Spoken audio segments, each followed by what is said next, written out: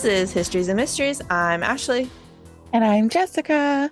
And on this week's episode, Ashley is going to be talking about James Dean's car and Yes. the curse surrounding it. Yeah. And I am going to be talking about serial killer Graham Young. Ooh, I've never heard of him. Thank you. That was so creepy. Sorry. Love you. Kyle just like sneakily snuck in some beef jerky for me. Oh, nice. But it was just really creepy because the cat had just left and then I heard some like weird noises And you're and like, then what I is heard happening? well and then just like this bag just comes like creeping into the closet. What is happening? Oh my gosh, that's funny. So sorry about that, everybody, but Um, what? do we want to make our Yes. announcement? Yeah, let's do it. Okay. So everybody, we're starting a Patreon. We're so Yay! excited to bring you guys more content. Right now we're going to start out with just one level. And it's going to be Jessica came up with the name. So I don't know if you guys have ever noticed, but our abbreviation, Histories and Mysteries, is HAM. So Jessica wants our first Patreon tier to be called Smoked Ham. It just came to me. So our first tier will be called Smoked Ham. Yeah. It will be what did we say? $3 US. Yes, $3 US, which is about 5 Canadian. Yeah, around there. Okay.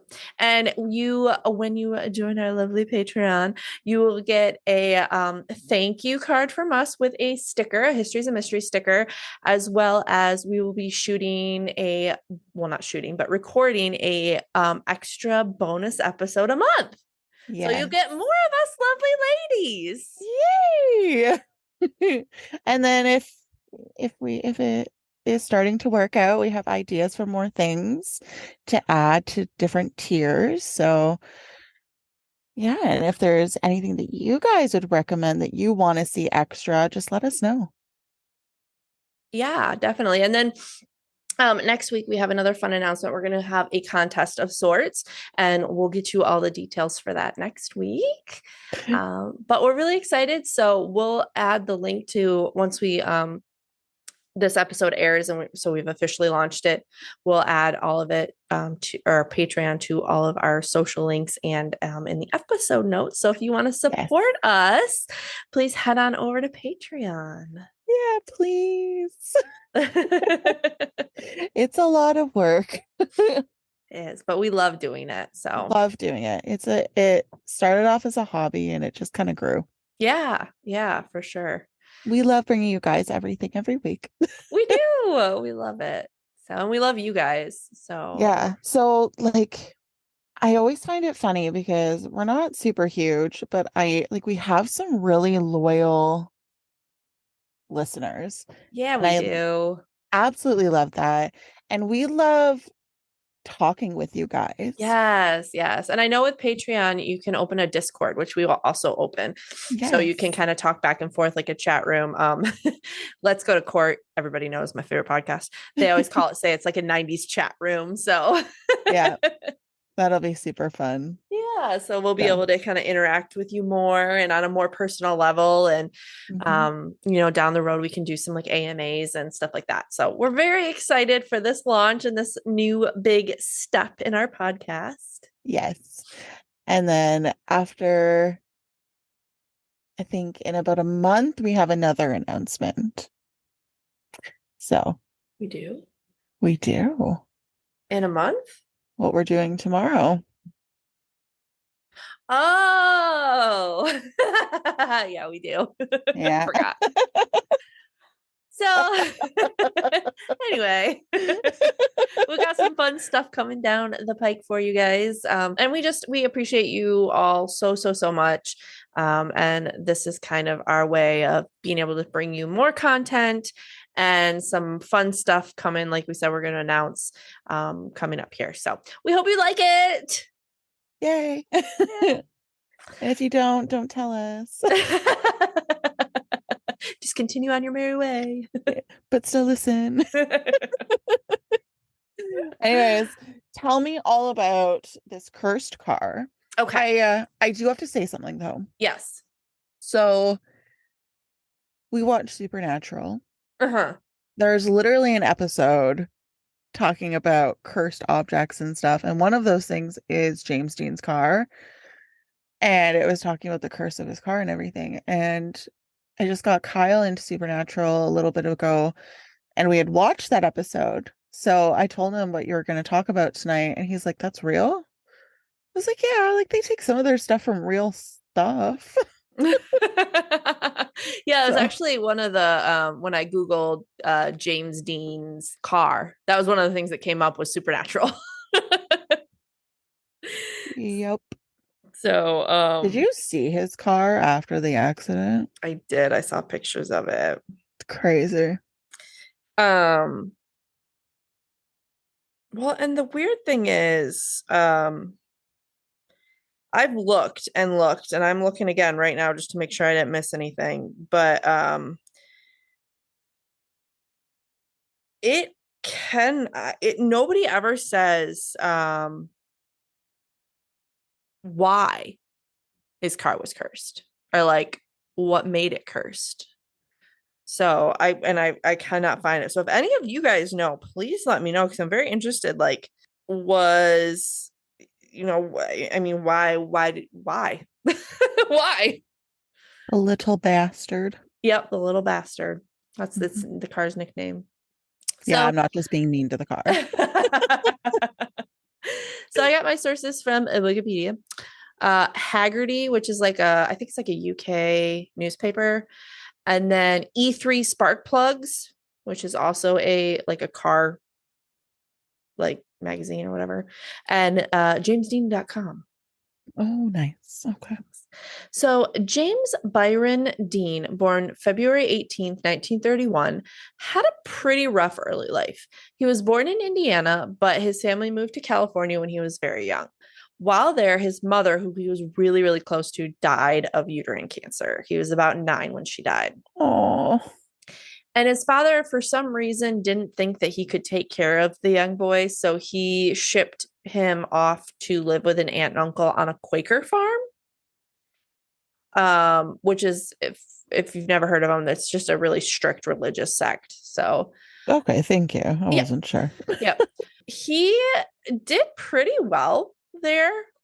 He did really well in school. He was in a lot of extracurriculars. Uh, and then when he graduated high school, he decided to move back to California, live with his dad and stepmom, which is where he started college. And he actually was pre-law. But then he transferred schools and he changed his major to drama because he loved it. And this angered his father, and eventually it caused them to be estranged. Aw. Yeah. Our stories have some weird overlays in Oh, them. really? Mm. Interesting. Yes. But this was the right move for James Dean because almost 70 years after his death, and with only the lead in 3 movies, Hmm. James Dean is still one of the most famous actors of the 20th century. Which is crazy. Yeah. Because really, like, he he wasn't in many movies. It was like No. Rebel Without a Cause. Yep. Um, that's all I know. But yes, that one. Um, Yes. Eve, I have it in here. I'm gonna mess it. East of Eden and Uh, Giant. Giant, that was it. Yes. Those were the 3 movies that he starred in, and that was it. I mean, he had like other And bit parts, in like other movies and stuff, but these were the only 3 movies that he was actually leading man in. well, and you know what's funny is I was like obsessed with James Dean when I was younger, Mm-hmm. and I don't know why. And I finally like watched one of his movies. Mm-hmm. It's not that good. Like he wasn't that great. Yeah, yeah. I think it's just kind of what he ended up symbolizing and his good looks. I mean, that didn't I was hurt. gonna say he was hot. He was very handsome and he had that kind of bad boy image and look about him and stuff. Hmm. Um, and so when he first started acting, he did parts in commercials. He did a small religious TV series and some walk on roles for movies, but nothing big. And while working at his side job as a parking lot attendant for CBS Studios, James was discovered by a man named Rogers Brackett. Rogers was a radio director for an advertising agency and told James that he would give him a place to live and help him with his career. And when I first read this, I was like, ooh. But no, Rogers was a good guy and he really did help him and let him live there. And Oh, yeah, he was just a good guy. awesome. Yeah, You don't hear about that very often. right. I know. And that's why when I read that, I was like, ooh. Wait, what was his name? Rogers? Rogers, yeah. Like Mr. Rogers? Yeah. Oh, Rogers Brackett. that's cute. And so during this, James landed his first starring role on Broadway called See the Jaguar. Is he a singer? I don't know. I guess that's That's a good question. crazy. Is Broadway is just music though, isn't it? I know they do some like just normal plays, not always musicals, but Oh, I don't know how often that is. weird. I think. Well, now I have to Google it. Well, look up what the play is about. See the Jaguar. Oh, there was only 5 performances of it. Wow. It doesn't say there's music in it. Does anybody know if See the Jaguar has music in it? Please tell us. Um, the only thing I see is incidental music by Alec Wilder, but I don't see any like. I'm just gonna Google is See the Jaguar a musical. I can't figure out if it's a musical or not. Oh, Well, anyway. move along. Oh, cute. I found a up in Heritage Auctions playbills with James Dean listed. That's adorable. Yeah, let it count. Let it count. Okay, well, I don't know. If you guys know, let me know. So, with the encouragement from Rogers and some other friends, James decided to move to New York City, where he gained admission to the Actors Studio, which is a super prestigious method acting studio run by fellow actors and stuff like that. Like method acting or just Uh-huh. acting? No, method. They specifically Oh. deal with method acting. Oh, that's so dangerous. Yeah, and so that's what James was learning, and it worked for him because he started to get a lot of movies and TV shows and stuff like that. Again, nothing leading until 1953 when he got his breakout role in East of Eden. In this movie, James improvised a lot. Specifically, the director recalled one scene where James's character offered to give his dad a $5,000 and the dad refused, and James's character was supposed to walk away, but instead James like lunged at the guy and embraced him in a hug and started sobbing, and it was like so emotional and Oh, impactful that they kept it. wow. Yeah, so he was really good. I mean, he was really good. And sadly, this is the only movie that will ever be released with James as the lead in his lifetime. Because the other ones, he died before they were released. So, shortly after shooting East of Eden, James began shooting probably his most famous film, Rebel Without a Cause. This movie has been seen to be a movie that truly portrays teenage angst. And so I think that's probably why it's been so famous and so well known. It just kind Not the of, Breakfast Club? oh yeah, that also portrays teenage angst. Mm-hmm. Mm-hmm.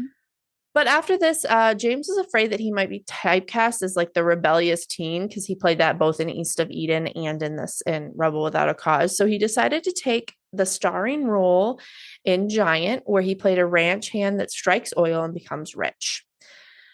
He finished this movie, but he did die before he could go back and do edits. So I haven't seen it, but apparently in the end, there's a scene where his character's drunk and makes a speech. And because James Dean was into method acting, he was actually drunk making the speech, but he was so slurred that you couldn't understand him. So they had to go back and redub it, but he had already passed. So they had another actor from the film do voice work and dub in for this speech. So They should have just left it. yeah. But so if you ever see that movie, that speech that James Dean is making is not actually him talking. And that's it. That's the 3 movies he starred in that made him so incredibly famous. And I wrote in here, I'm sure his good looks didn't hurt either. Okay, so this is where we get to the weird stuff. So one of James's side hobbies was racing cars, because of course it was. He was like the bad boy, rebel without a cause, right? And the studio actually barred him from racing while he was filming Giant. But after that, he was done filming that one, he straight away went back into racing. He decided to purchase a 1955 Porsche 550 Spider and entered the upcoming Salinas Road Race event scheduled for October 1st through the 2nd, 1955. He was only in his early 20s, right? Yeah, he was 24 when he died. Yeah. So James was showing off his new car to his friend Alec Guinness. And Alec has said that he had an ominous feeling on seeing the Porsche. And he wrote in his diary, "The sports car looked sinister to me. Exhausted, hungry, feeling a little ill-tempered in spite of Dean's kindness. I heard myself saying in a voice I could hardly recognize as my own, 'Please never get in it. If you get in that car, you will be found dead in it by this time next week.'" Holy shit. But James just laughed off this ominous warning. But 7 days later, he would die in that very car. Wow. Yeah. As James was driving his car from LA to Salinas, a 1950 Ford Tudor driven by 23-year-old California Polytech State University student Donald Turnipseed was traveling east. What? Yeah, that's his name, Donald Turnipseed. Oh. I know, poor guy. He was traveling east, and Turnipseed made a left turn onto Highway 41 headed north towards Fresno. Dean was going about 85 miles per hour, so he was speeding, but not anything crazy. I mean, I've accidentally done 85 miles per hour. Unable to stop in time, James slammed into the passenger side of the Ford Tudor, resulting in Dean's car bouncing across the pavement onto the side of the highway. Dean's passenger was thrown from the Porsche while Dean was trapped in the car and sustained numerous fatal injuries, including a broken neck. Oh. Donald in the other car exited his damaged vehicle with minor injuries. James Dean was pronounced dead on arrival at the Paso Robles War Memorial Hospital at 6:20 p.m. at the age of 24 in the height of his career. They said there's rumors that because his passenger lived, and he said that Dean's last words were when his passenger told him to slow down because the Ford was pulling into their lane. James' last words were, "That guy's got to stop. He'll see us." Oh shit. Yeah.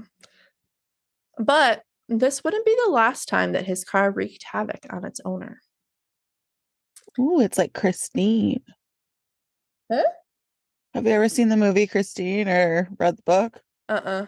It's about a killer car. Oh. Yeah. Well, this isn't too far from that. So the car was declared totaled, but parts of it were sold off to other car owners. Dr. William Eskrich bought the Porsche from a salvage yard in Burbank and stripped it for its parts. He put the engine in his Lotus 9 race car and gave the transmission and suspension to his friend Troy McHenry. Not too much longer after that, William crashed his car in the 1956 Pomona sports car races, and he survived. But in that same race, Troy, the one that took the suspension and transmission, hit a tree and was killed. What? Yeah. A man named George Barris bought the rest of the spider. This article I was reading called him a publicity monger. And apparently he was king of customs. I guess he came up with the Batmobile and then like another famous car that I can't remember which one it was, but Cool. he promised to rebuild it, but he found out that the frame was so mangled it was beyond repair. So instead, he loaned out the car to the LA National Safety Council, and they toured it around to like movie theaters and bowling alleys to talk about like the dangers of speeding. I think kind of Yeah. like, did you ever have that mashed drunk driver car come to your high school around prom time? No. Oh yeah, they used to do that here. They had this car that was in a drunk driving accident, and they bring it around prom time and make you look at it. They like just put it in our schoolyard, and we just had to look at it as we drove by. That's so funny. Yeah. Um, so then the car went into storage for a short time where it mysteriously caught on fire and burnt everything around it except for the car. Oh. Yeah. Nobody was hurt, but like everything that was there was burnt to a Oh, crisp. that's weird. Yeah. George had also sold two of the tires to another car owner, and they reportedly both blew at the same time, causing the car to drive off the road. The driver was okay, but Shit. yeah.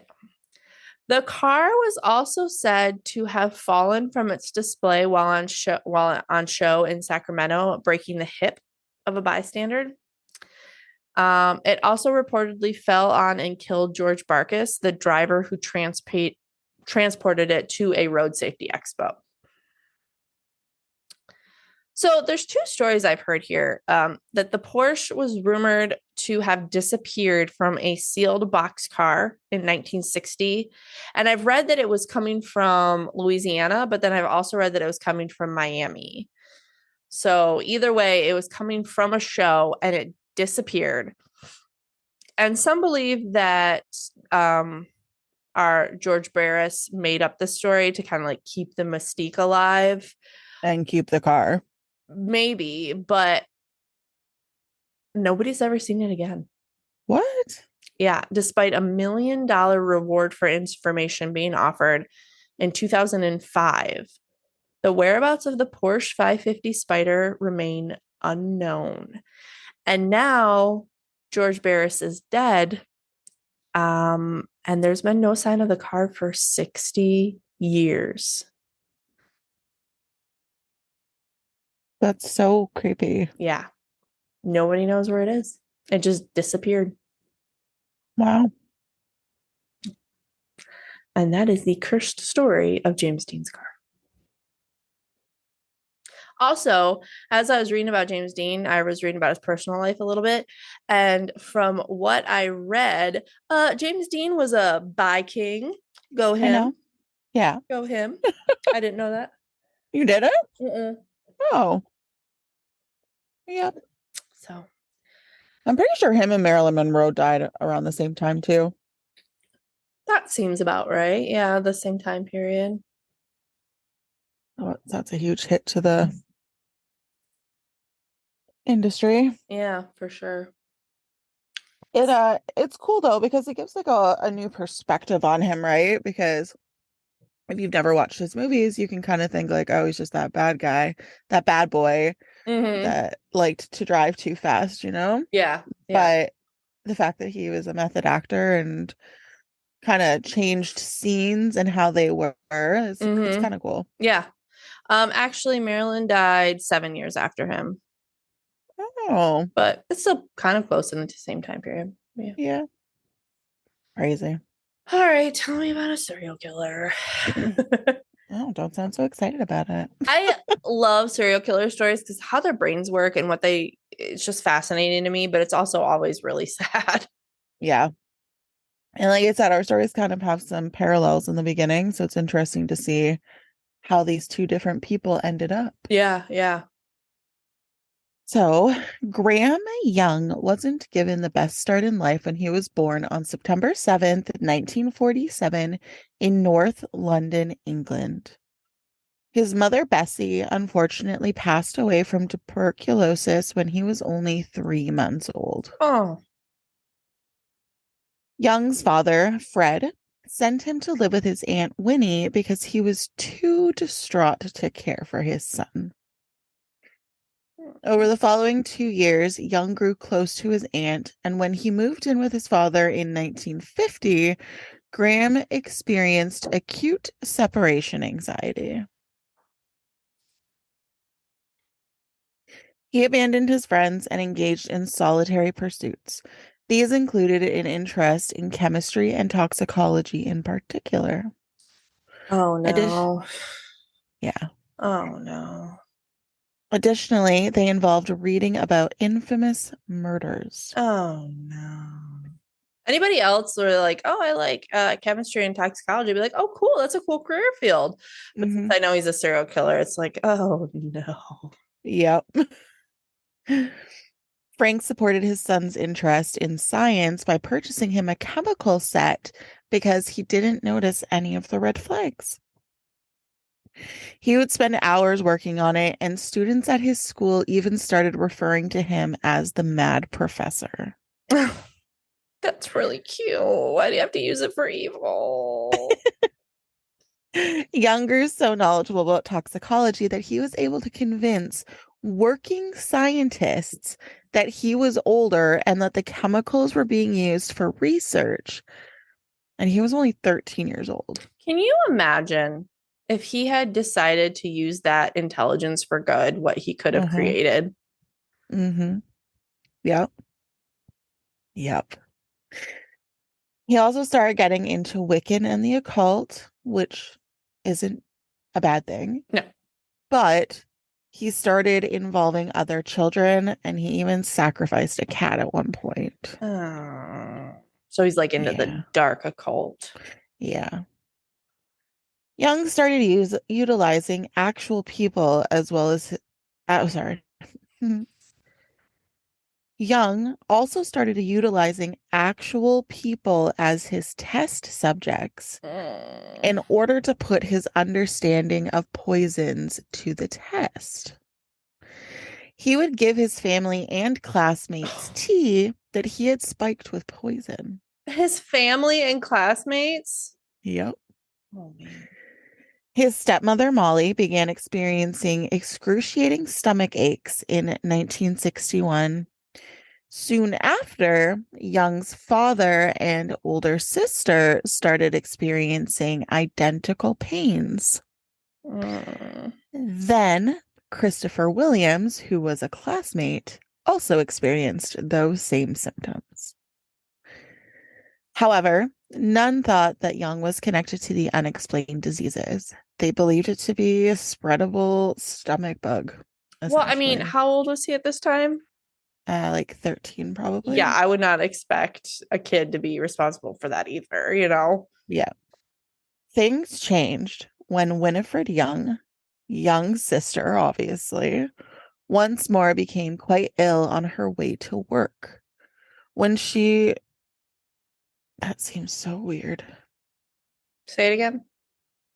Things changed when Winifred Young, Graham Young's sister, once more became ill on her way to work. But if he was little, like 13, his sister was going to work at 11 or 12, maybe. That just seems odd. Anyways, moving along. When she arrived at the hospital, the medical staff found belladonna, which is a lethal nightshade extract, in her system. And did you know that they make certain medications with belladonna? Really? Like what? Um, the homeopathic, some homeopathic remedies. Oh, that's So doesn't sound good. Yeah, so people are always advising against like homeopathic stuff for certain meds. Yeah. Um, I could be wrong, but like I was pretty sure that was what it was. Yeah. Hmm. Yeah. I don't know. Interesting. Super weird. Yeah. But his actions though had become increasingly odd from what we were already experiencing from him. Uh, He started donning a swastika and oh. idolized Adolf Hitler. Oh. In the family home's kitchen, another one of his scientific experiments went horribly wrong.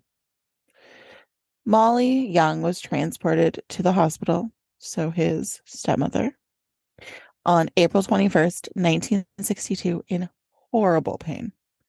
She Oh. passed away that evening. Oh. Later, it was discovered that Young had been gradually contaminating his stepmother's tea with antimony to which she had become accustomed. And then the night she died, or I guess the night before she passed away, he had switched the poison to something called thallium, Oh. um, in order to quicken the effects, I guess. Oh. So she Just was kind of quicken. getting immune to the other one because she was getting it so often. Yeah. Yep, yep, yep. Which is great. Um, so they weren't able to analyze Molly's remains because she had been cremated, and it was at Graham Young's insistence Oh. that she be cremated. Of course it was. Yeah. So this is done. He kind of moves on, right? He got away with it. Yeah. Young's aunt, with whom he had previously shared a house, learned of his fascination with poison and was like super wary. She had Yeah. a psychiatrist refer him, and the psychiatrist suggested calling the police, Oh. Oh. which is Wow. odd. But I mean, the thing is, you got to think though, right? Like he lived with his aunt for a couple of years. He was super close with her. And the fact that she is wary, like, Yeah. so Yeah. just just crazy. The arrest of Young occurred on May 23rd, 1962. He admitted to killing his stepmother and poisoned his other family members. However, since the stepmother was cremated, there is no evidence, and so he wasn't charged with the killing. Oh. Yeah. Instead, he was admitted to the Broadmoor Medical Center with maximum security. Okay. Well, at least he was locked away a little bit, I guess. Something was done. Yeah. Young was the youngest inmate at Broadmoor at the age of 14. So yeah, so he's just like a young kid. By June 1970, the hospital's medical staff had declared him Okay. cured. Yeah. Mm. According to an article in Criminal Behavior and Mental Health, Young shockingly confessed to a psychiatric nurse that he had planned to murder one person for every year he had spent in Broadmoor after his release. And they still let Uh, him go? yep, Oh, wow. it literally had no impact on the decision to release him. And it wasn't because she just didn't tell anybody, it was in the notes. And they still let him go and said he was cured. Oh my gosh. Yeah. That's Yeah. awful. So, what else would Young do after being freed but work at a facility that produced thallium based infrared lenses for military gear? Of course. Of course. Yeah. And if we can remember, thallium is what killed his stepmother. It's like they're asking for him to kill people. Literally. He started working at John Hadland Laboratories, where his supervisors were aware of his psychiatric hospitalization, but were unaware of its cause or the details of his criminal record. His employees simply thought it was a nice gesture when he volunteered to make coffee and tea for them. So naturally, a disease quickly spread through the lab.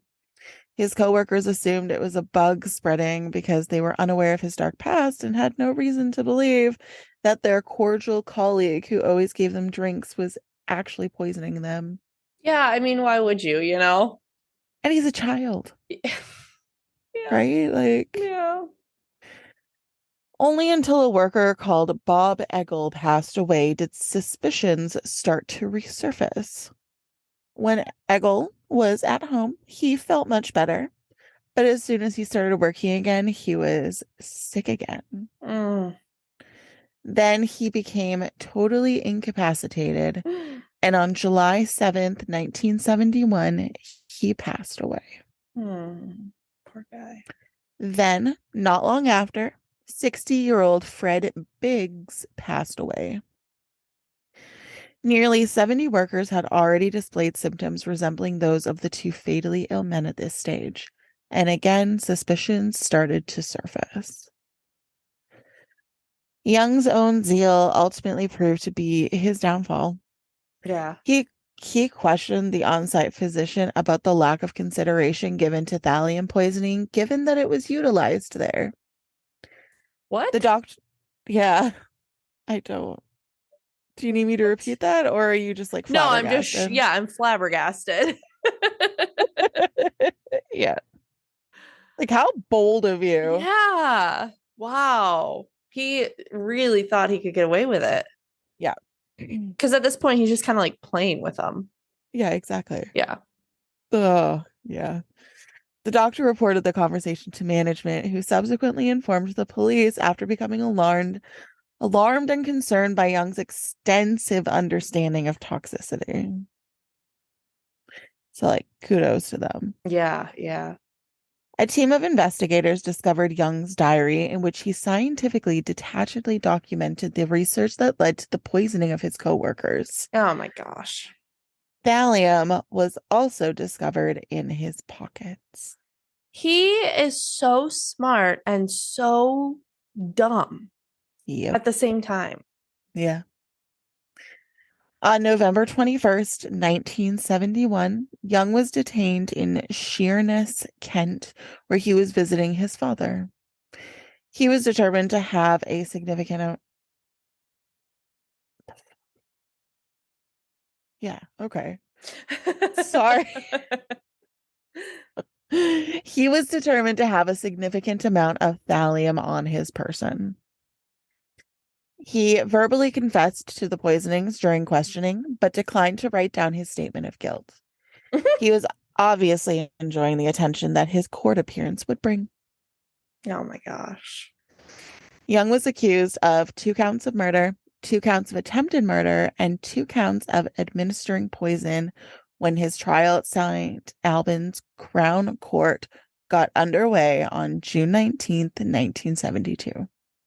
Please tell me that they finally convicted him. Given that his prior conviction could not be used as evidence and that he Oh. believed it would be impossible to link him to the only person who had the tools to poison Eggle and Biggs, Young entered a not guilty plea and appeared sure that he would be found not guilty. He was apparently less than thrilled when the moniker the Teacup Poisoner came about, which he believed was too parochial and minimized his knowledge and talent. I like that he didn't like it. Yeah. It's like the Teacup Poisoner. It's like, oh, you're a cute little kid. Yeah, a little teacup, like a little teacup. Like, Yeah. little baby teacup. I mean, he's the one offering tea to people. Like, come on. However, he was reportedly delighted with the media buzz that surrounded his trial and tried his best to appear evil in a bid to unnerve the jury and gathering gallery. He considered World Poisoner to be a better title. Oh my God. Of course he did. Mhm.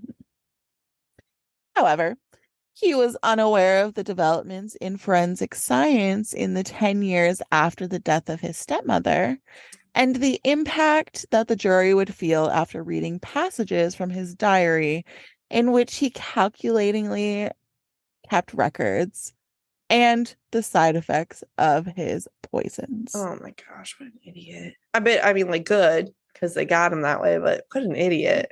Yeah, your own hubris, right? Yeah. On June 29th, 1972, he was convicted guilty of all charges and Yay. and four life sentences were Oh, handed down wow. onto him. Yeah, Good. yeah. The jury demanded an immediate reconsideration of the law governing the selling of poisons in public after learning of his prior conviction and discharge as a cured mental patient just months before the crimes. Yeah. Even though Young had been declared legally sane during his trial, the Home Secretary also announced an emergency review of the control, treatment, assessment, and release of mentally disturbed patients. Hmm. The Advisory Board for Restricted Patients was established as a result of the Arvold Report, which was released in January 1973 and changed the manner that these patients were supervised after their release. Well, that's good too, because it's just like you have these people getting probably daily therapy and everything, and then you're just like, okay, bye, good luck. Like, Yeah. out into the Like, world you go. well, and that's the Hope you thing. can And do like, it, you know? you've seen Shawshank Redemption, right? Yes. It took me a second. I was like, I was gonna say I Okay. haven't seen it, but then I remembered I did see it. Okay. I don't know, like, if you remember the part where the old guy got let out finally, Yeah. and then he ended up um hanging himself as soon as he got out because he couldn't handle life outside of Yeah. prison. Yeah. It's so sad that they just let people go without proper guidance, you Yeah. know? Yep. Yep. I agree. So, like you said, it was really good because something good came out of what he was doing. Mm-hmm. When asked whether he felt any remorse over his sadistic killings, he is said to have replied, quote, "What I feel is the emptiness of my soul," unquote. So emo. Gives me the heaves. How old was he at this point? Uh, Give me a second. So he was born in 1947. Um, and then he went into jail in 1970s. So he's at least in his 30s, Oh, right? that just sounded like such a thing a teenager would say. A little bit. I know. I honestly thought that he was a lot younger when he got convicted and everything, but Mm, no. mm. Young was held in the high security Parkhurst prison on the Isle of Wight, which houses the most dangerous criminals in Britain and is often only used for people with severe mental illnesses. Here, he made friends with Moore's murderer, Ian Brady. Oh, Do you know about that? yeah, the Moore's murder. Yeah. Oh, I don't know what that is. Okay. Maybe I'll do it next week. Do it. It's not great. Oh, great. Who developed feelings for the 24-year-old Young? There we go. Even though those feelings were not reciprocated. So, Wait, would that be in the first time he stayed? nope, this is the second time. Well, if he was born in 47 and he went in what'd you say, 70? 72. Oh, yeah. Okay, okay, never mind. I can do math. Can you? I don't know. Young was actually asexual, Oh, according to Brady, and was primarily interested in power, medical experimentation, observation, and, of course, death. Mm. They spent a lot of time playing chess and talking about how fascinated they were with Nazi Germany. Jung frequently donned a Hitler mustache. Oh, gross. He was discovered dead in his cell.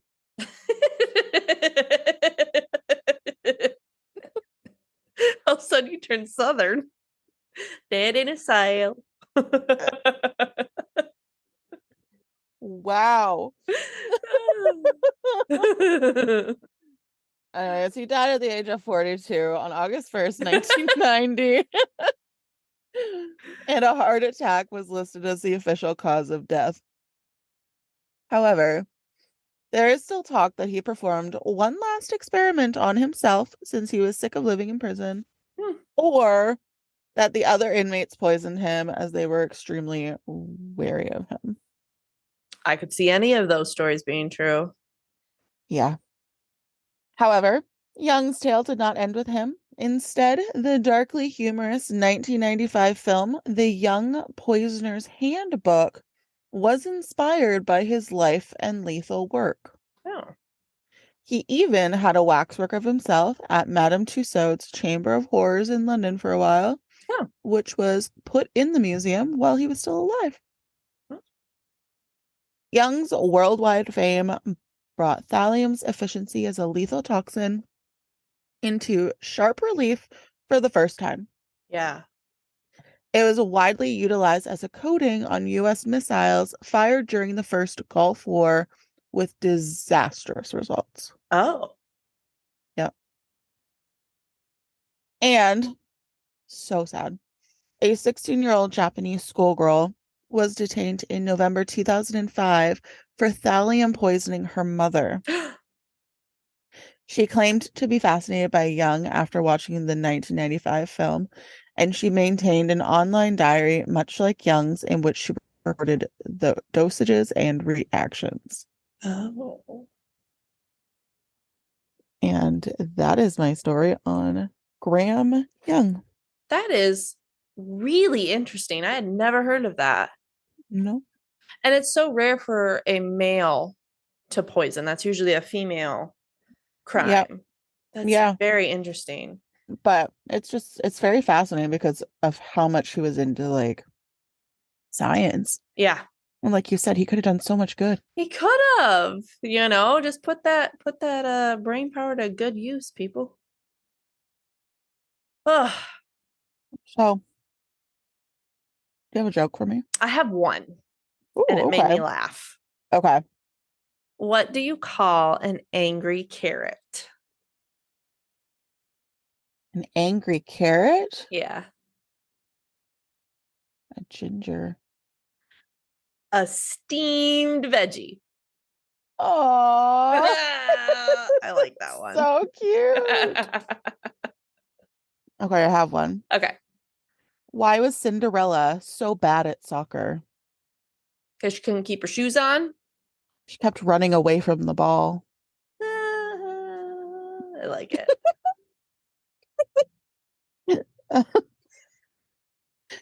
Um, what do you call a well-balanced horse? Stable. Yeah. I saw that on my list of jokes. That's the only reason why I know. Oh, I have your angry carrot one. That's so funny. I think that we've probably said this one before, but it's like one of my favorite jokes. So I'm gonna say it anyways. Um, why can't you hear a pterodactyl going to the bathroom? It's the P silent. My favorite that I know we've done before is what do you call a pile of cats? A meowton. Yeah. I love that one. There was that beef joke that I did that we had to scrap. I can't remember what happened that Oh week, my gosh, but that was so funny. yeah, I cannot think of it. Oh, I laughed so hard. That was one of my favorite ones. Dang. I noticed I was going through our stuff and I noticed on one of our reviews, someone left that one of us has a very interesting laugh and they love it. I wonder I who know. it is. I don't know whose it is. I It's love that so honestly been much. bugging me for so long. Like, whose laugh is it? It's probably mine because like when I think something's cute, funny, I go like or something along True. those lines. Oh. I love it so much. That comment makes my day every time I read it. So whoever wrote it, thank you. I love it. The one that I love is the bad one about us laughing about people being burned at the stake. Oh yeah. We One of my favorites. we didn't laugh about people being burned at the stake. No. That's still Anyway. my favorite. Well, if you would like more of us lovely ladies, you can find us on Instagram, Facebook, and YouTube, and Patreon. Patreon. And you can also rate and review us because we love them. Clearly, we still talk about them. We do. We love them. And you can do it on Spotify and Apple Podcast. Yeah. So thanks for tuning in, and we look forward to bringing you tuna stories next week.